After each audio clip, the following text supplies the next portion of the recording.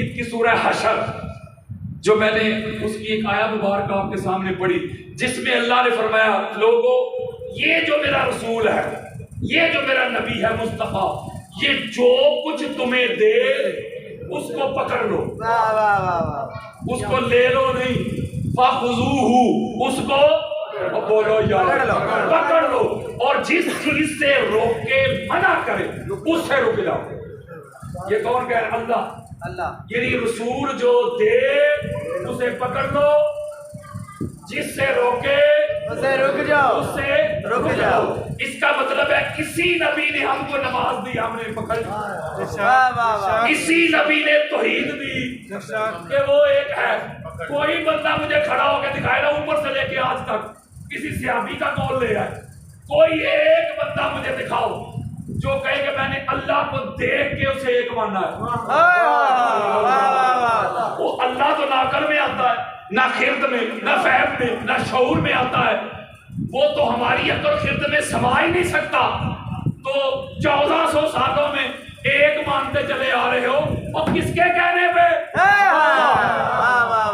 نہ کسی نے خدا کو دیکھا حضور نے کہہ دیا وہ ایک ہے ہم حضور کے کہنے پہ اسے ایک مان رہے ہیں توحید یہ نہیں کہ اللہ کو ایک مانا جائے قرآن پڑھے سورہ توحید پڑھے سورہ اخلاص کو کہتے ہیں سورہ توحید اس کی پہلی آیت مبارکہ پڑھے قل هو اللہ احد حبیب آپ کہہ دے کہ وہ اللہ ایک ہے اس کا مطلب ہے جو حضور کو چھوڑ کے واسطہ رسالت کے بغیر بچوں سے میرا خطاب نہیں جو اس کی طرف جاتا ہے نا یہ کوئی توحید نہیں جو پہلے در مصطفیٰ پہ آتا ہے مصطفیٰ کی دہلیز پہ آتا ہے چوکھٹ پہ آتا ہے آستانے پہ آتا ہے حضور کو پہلے مانتا ہے اس کو بعد میں مانتا ہے تو یہ توحید ہے حضور نے کہا نا وہ ایک ہے ہم نے مان لیا ایک ہے حضور نے فرمایا یہ قرآن ہے لے لو نہ کسی نے قرآن اترتے دیکھا نہ کسی نے جبریل کو نازل ہوتے دیکھا حضور نے کہہ دیا قرآن ہے ہم نے پکڑ لیا حضور نے دی نماز ہم نے پکڑ لی حضور نے روزے دیے پکڑ لیے حضور نے حج و عمرے دیے پکڑ لیے حضور نے شریعت دی پکڑ لی بولو یار اللہ کہہ رہے جو نبی دے پکڑ لو جسے روکے رک جاؤ اس کا مطلب ہے نماز بھی حضور والی پڑھنی ہے جو حضور نے دی حضور نے فرمایا سلو کما رہی تو مونی اسلی میرے صحابہ مجھے دیکھو جس طرح میں نماز پڑھتا ہوں اسی طرح کرتے جاؤ تمہاری نماز ہو جائے گی اب اس کا مطلب ہے کہ نماز حضور جیسی پڑھنی ہے اور ایک دن میں 5 مرتبہ فطر نماز پڑھانے ہوتی فرض نمازیں کتنی تھی یہ مسجد نبوی میں آ کے پڑھاتے تھے حجرے میں بولو مسجد نبوی میں سرے عام پبلکلی کھلا اس کا مطلب ہے جو عمل حضور دن میں 5 مرتبہ سرے عام اوپنلی کرتے تھے مولوی تو آج تک حضور کی نماز پہ جمع نہیں ہوئے کوئی غدیر تو ایک بار ہی آیا تھا اس کا مطلب ہے جو حضور دیں اس کو پکڑ لو جس سے روکے اس سے رک جاؤ اللہ کا فیصلہ بولو اب میری طرف آؤ اب بتاتا ہوں کہ سب سے بڑی نعمت سب سے بڑا حکم سب سے بڑا امر حضور نے کیا دیا تو پھر فیصلہ کرنا ہے آپ نے جا کے گھروں میں سوچنا ہے کہ کیا امت نے اسے پکڑا ہے جو میں حدیث سنانے لگا ہوں حوالے سن لو بخاری مسلم ابو داؤد ترمذی نسائی ابن ماجہ حاکم قسطلانی اسقلانی سیوطی بہقی طبرانی فخر الدین رازی علامہ علوسی عماد الدین ابن کثیر ابن ابی حاتم فخر الدین رازی جلال الدین سیوطی مولانا مدودی حدیث کی دنیا کی کوئی ایک کتاب بھی شاید ایسی نہ ہو جس میں یہ حدیث نہ ہو اور حدیثیں صحیح ہیں کسی ایک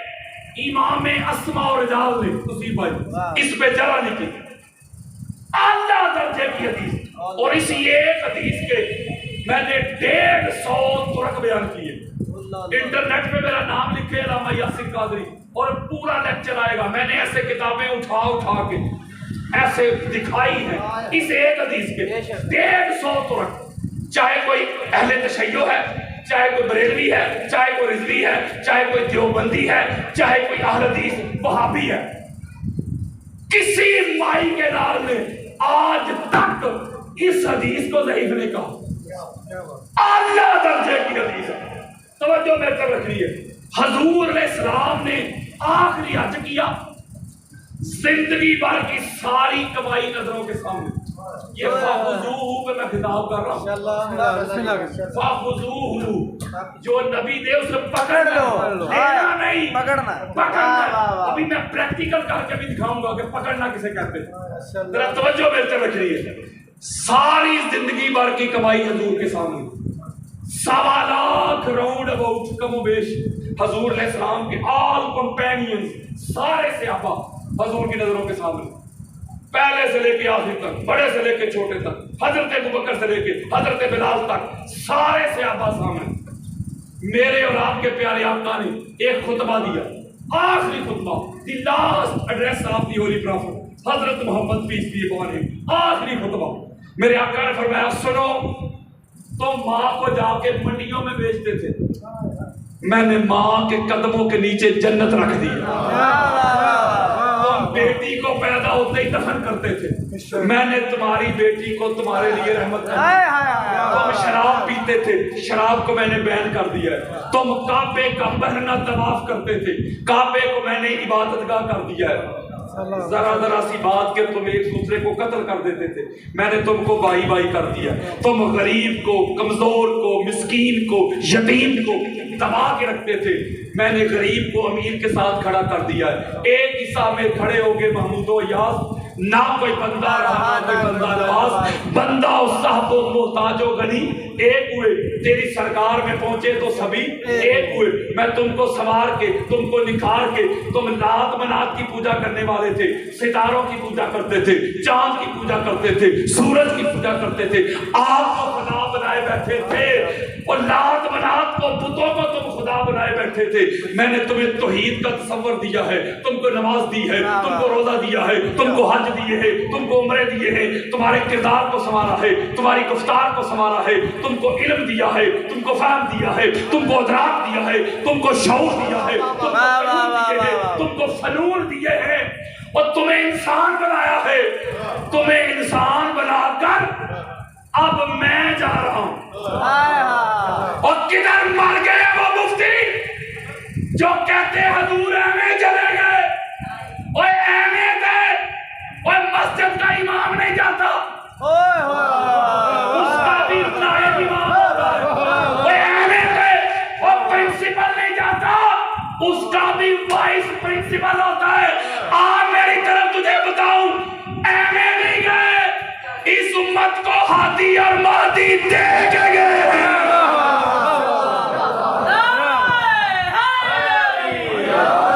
حضور فرمایا جس مشن کے لیے میں آیا تھا, جس ڈیوٹی کے لیے میں آیا تھا, وہ میں نے مشن پورا کر دیا. میں نے مشن پورا کر دیا. اللہ کی توحید کا میں نے پرچم بلند کر دیا, پوری دنیا تک پیغام پہنچا دیا. جو کام مجھے سونپا گیا وہ میں نے پورا کر دیا. اب میں اپنا مشن پورا کر کے میں جا رہا ہوں. میں جا رہا ہوں. 2 چیزیں تمہیں لے کے جا رہا ہوں. ایویں نہیں چلے گئے.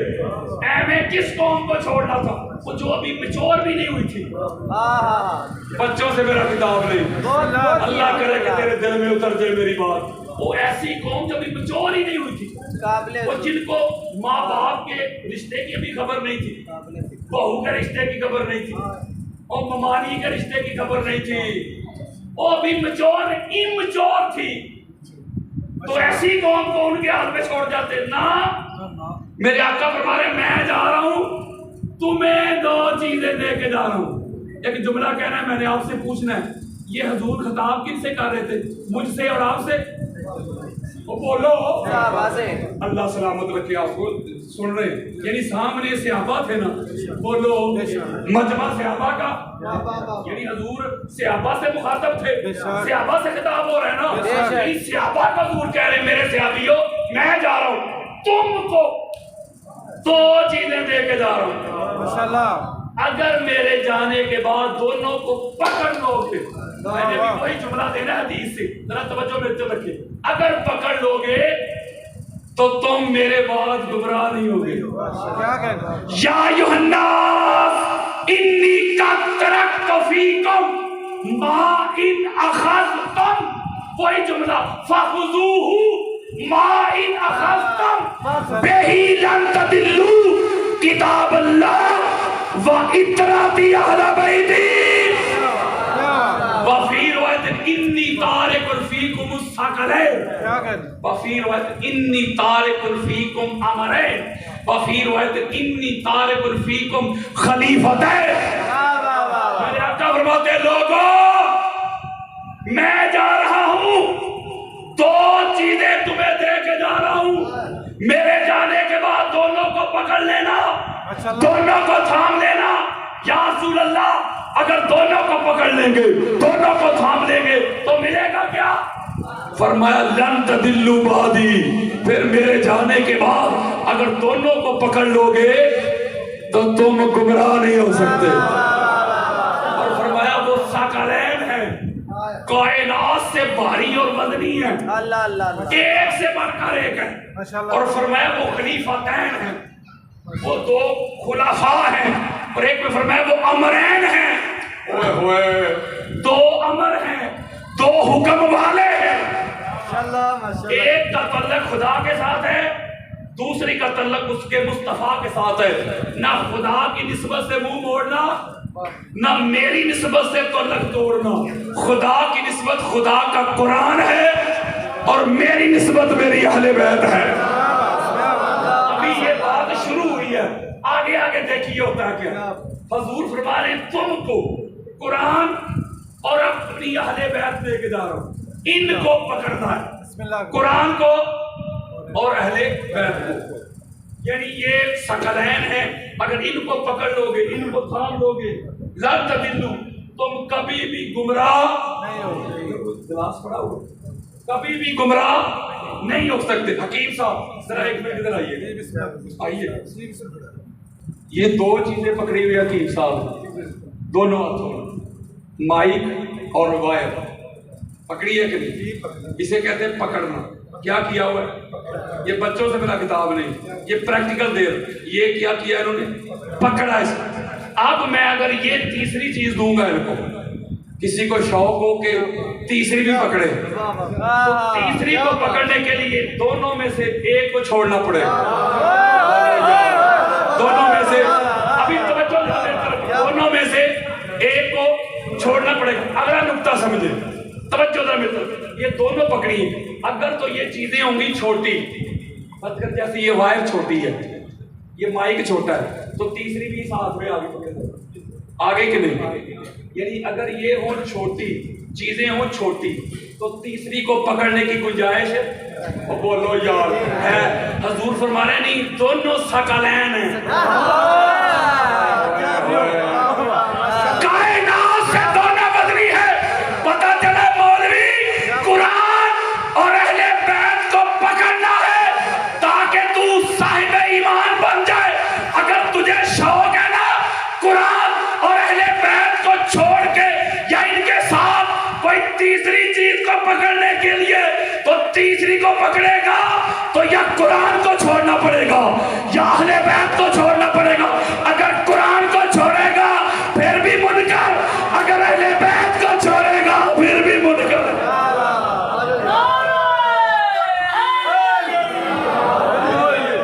ایک ہاتھ قرآن کے دامن پہ ہو, دوسرا ہاتھ قرآن والوں کے دامن پہ ہو. اور یہاں ایک جملہ میں نے دینا ہے. حضور علیہ السلام یہ خطاب فرما رہے صحابہ سے. کن سے؟ بولو یار. صحابہ کرام جو ہوتے ہیں جو مرتے دم تک میرے مصطفیٰ کے وفادار رہے، آخری سانس تک حضور کے وفادار رہے، حضور کی آل کے وفادار رہے، جنہوں نے تن من دن لٹا دیا حضور کے دین کی خاطر۔ ایسے صحابہ جہاں قدم رکھتے ہیں ان کے قدموں کے نیچے جو مٹی آتی ہے وہ بھی ہماری آنکھوں کا سرما ہے۔ یعنی صحابہ کا مقام امت میں بڑا اعلیٰ ہے، صحابہ ولی غوث قطب سے بھی اعلیٰ ہے۔ میں ایک جملہ سمجھا رہا ہے، اللہ کرے سمجھ آ جائے۔ حضور صحابہ کو کہہ رہے میرے صحابیوں اگر میرے جانے کے بعد میری اہل بیت کا دامن تم نہ پکڑو گے تو ہدایت نہیں ملے گی۔ بولو یار مفتی جی، جب تک صحابہ بھی اہل بیت کا دامن نہ پکڑے صحابہ کو ہدایت نہیں ملتی۔ گہرے گہرے کی کیا اوقات ہے؟ ہدایت کو مشروط کر دیا میرے آقا نے اہل بیت کے ساتھ، چھوڑ دیا میرے آقا نے اہل بیت کے ساتھ۔ اس کا مطلب ہے اگر کوئی اہل بیت سے منہ موڑ لے، کوئی بندہ بالفرض اہل بیت سے منہ موڑ لے، ایسا بندہ حاجی تو ہو سکتا ہے، علامہ بھی ہو سکتا ہے، مفتی بھی ہو سکتا ہے، زاہد اور عابد بھی ہو سکتا ہے، سارا کچھ ہو سکتا ہے، لیکن جو اہل بیت سے منہ موڑ لے قرآن اور حضور کی حدیث کے مطابق، حضرات جو اہل بیت سے تعلق توڑ لے، جو اہل بیت سے منہ موڑ لے، ایسا بندہ حاجی ہو سکتا ہے، سخی ہو سکتا ہے، علامہ ہو سکتا ہے، مفتی ہو سکتا ہے، لیکن خبردار خبردار ہدایت یافتہ نہیں ہو سکتا۔ ہدایت پہ وہ ہے جس کے ہاتھ میں اہل بیت کی محبت کا دامن ہے۔ اور آگے سنیں، یہ دیکھنے میں دو ہیں، قرآن اور اہل بیت، یہ دیکھنے میں دو نظر آ رہی ہے، حقیقت میں ایک ہے۔ قرآن ہے تھیوری، یہ پڑھے لکھے دوستوں سے میں بات کروں، قرآن ہے تھیوری لکھا ہوا، اور اہل بیت ہے قرآن کا پریکٹیکل۔ قرآن نے تھیوری دی، قرآن نے کہا کہ شہید زندہ، اب کیسے زندہ قرآن بتا ہی رہا، بلکہ قرآن کہہ رہا تمہیں شعور ہی نہیں، قرآن کہتا تمہیں پتہ ہی نہیں کیسے زندہ، تم سمجھ ہی نہیں سکتے کہ شہید کیسے زندہ، تمہیں شعور ہی نہیں۔ یہ ہے تھیوری، یہ ہے میرے امام حسین علیہ السلام نے سر کٹوا کے نیزے پہ چڑھا کے قرآن سنا کے پریکٹیکل کر کے دکھا دیا، بتا دیا، سنا دیا کہ شہید ایسے زندہ۔ اور کسی نے چلتا پھرتا قرآن دیکھنا ہونا تو مصطفیٰ کی اہل بیت کو دیکھ لو۔ قرآن تھیوری، اہل بیت اس کا پریکٹیکل۔ اور قرآن حضور فرما رہے ہیں لَن يَتَفَرَّقَ حَتَّى يَرِدَ عَلَيَّ الْحَوْض۔ اور میں قصے نہیں سنا رہا آپ کو، چغتے نہیں سنا رہا، یہ قرآن اور حدیث سنا رہا ہوں، منبر مصطفیٰ پہ بیٹھ کے سنا رہا ہوں۔ ابھی تک وہ ماں بھی پیدا نہیں ہوئی جس نے جو مفتی پیدا کرنا ہے، جو میری کئی بات کو مائیکا لال رد کر دے۔ حضور ہمارے کہ قرآن اور میری اہل بیت جڑے ہوئے ہیں، کیا ہے؟ جڑے ہوئے، یہاں تک کہ جڑے ہوئے روزے کوثر پہ آئیں گے۔ اہل بیت کی حکیم صاحب جب ایبسلوٹ بات کی تو پوری اہل بیت کا ذکر کیا کہ قرآن اور میری اہل بیت جڑے ہوئے۔ جب اس کو مشروط کیا یا اس کو ایکسپوز کیا، کوئی شرط لگائی، لوگوں کو بتایا کہ کون سی اہل بیت، تو پھر حضور نے کیا کہا؟ فرمایا علی مع القرآن والقرآن مع علی لا یفترقان حتی یرد علی الحوض۔ فرمایا وہ اہل بیت کون؟ فرمایا علی قرآن کے ساتھ، قرآن علی کے ساتھ، علی اور قرآن جڑے ہوئے ہیں، جڑے ہوئے حوض کوثر پہ آئیں گے۔ اس کا مطلب ہے کہ یہ دونوں جڑے ہوئے، دونوں ایک دوسرے کے ڈیفینڈر ہیں۔ اگر قرآن پہ حملہ ہوتا ہے تو اہل بیت اس کو ڈیفینڈ کرتے ہیں، اگر اہل بیت پہ حملہ ہوتا ہے تو قرآن ڈیفینڈ کرتا ہے۔ جب قرآن پہ حملہ ہوا تھا، آپ پڑھے لکھے ہیں نا، وہ یزید پلید نے قرآن پہ حملہ نہیں کیا تھا، قرآن کے حلال کو حرام کرتا تھا، قرآن کے حرام کو حلال کرتا تھا، قرآن پہ حملہ کیا کہ نہیں؟ بولے تو قاری قرآن تو بڑے تھے، حافظ قرآن تو بڑے تھے، لیکن قرآن کو بچانے کے لیے کون نکلا ہے؟ قرآن والا ہی نکلا ہے۔ اس کا مطلب جب قرآن پہ حملہ ہوتا ہے تو اہل بیت بچاتے ہیں، جب اہل بیت کی طرف کوئی منہ کر کے بھونکتا ہے تو قرآن ان کا دفاع کرتا ہے۔